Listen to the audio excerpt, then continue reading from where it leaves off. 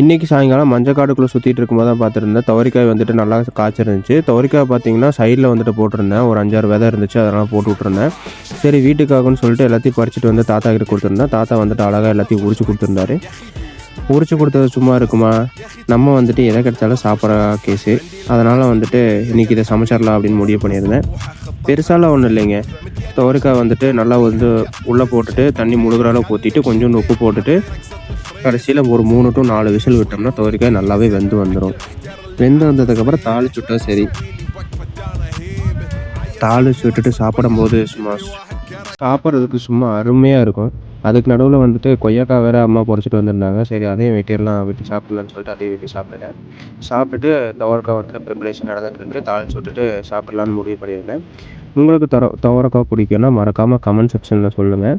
அது இல்லாமல் இதுக்கு முன்னாடி துவரைக்காய் சாப்பிட்டது இல்லைன்னா மறக்காமல் இதை பார்த்து ட்ரை பண்ணி பாருங்கள். நல்லாயிருக்கும் ஈவினிங் ஸ்நாக்ஸ்க்கு.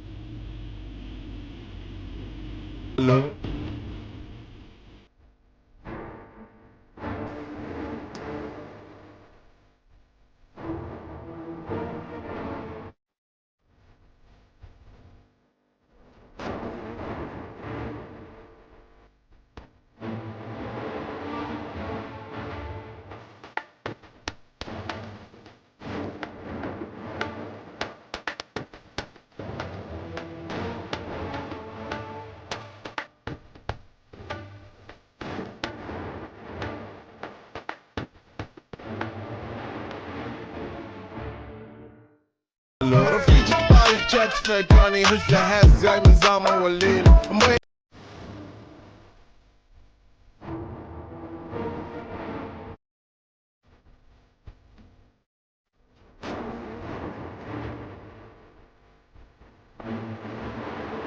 வாங்க சாப்பிடுவோம்.